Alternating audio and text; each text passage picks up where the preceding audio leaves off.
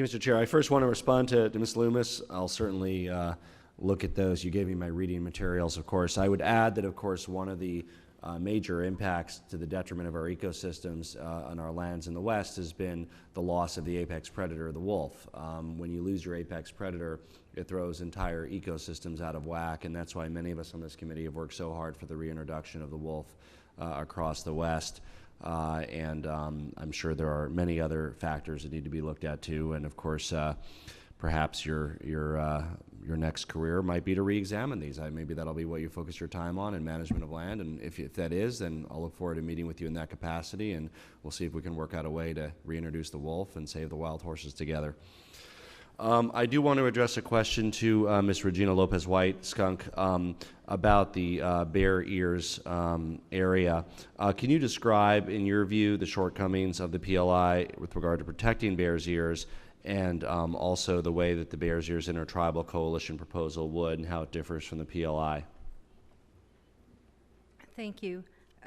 One of the first areas that I'd like to highlight is again, is our efforts to advocate for the land in terms of mineral withdrawal. That is definitely a huge threat in the area, and that's something that's within the our proposal is the outcome, the current and then even the future possible threats to the land. That's one area. Roads, and I speak very passionately to roads.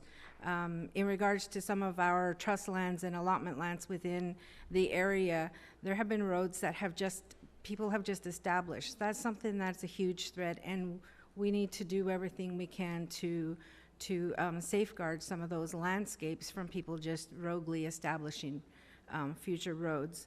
And again, I can't speak enough to this. For generations, mere consultation has always fallen short for Native Americans. And much of this is just because it's a check mark on a piece of paper that somebody's going down a grocery list and says, okay, this is fulfilled.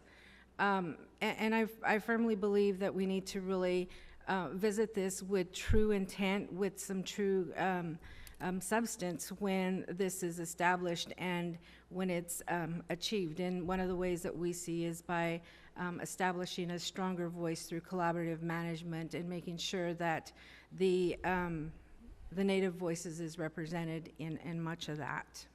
And my next question for Director Cornza, it's a kind of a procedural question. There are several sections of the bill that include land exchanges, but these are land exchanges without identifying the actual land. And this committee has worked on a number of land exchanges. I've had one that went through in the form of a bill. There's been others that have gone through. So my question is, how is this sort of change in process? Is there any issues the agency has with how identifying land exchanges without identifying the actual lands or studying the impact to the public? Are there any concerns the agency has about that, how that could negatively impact the public or taxpayers? So if, I think it's a fairly standard point that if there's going to be a directed exchange, we want to have had some upfront conversation and understand what's going in and what's going out, and make sure that we've got a good equalization following those 4 points that I laid out earlier. So thank you. And again, I want to conclude by hoping that the chair of the subcommittee and the committee will consider a hearing on the Continental Divide Wilderness and Recreation Bill, H.R. 2554. I'd like to point out that our full committee ranking member, Mr. Grijalva, has personally scaled the 12,000-foot peak inside of this designated protection area, and I would like to invite our subcommittee chair, full committee chair, to come visit our proposed 60,000-acre redesignation, including recreational areas, backed fully by the recreational industry, the elected officials of the district, the various user groups, including mining companies, Climax Mining, and the only company with active claims in the area, as well as the various water districts and fire districts. So I'm hopeful that we can move forward, not asking for markup, just asking for a hearing, and particularly in celebration of Mr. Grijalva's hike to the peak of a 12,000-foot mountain in that district.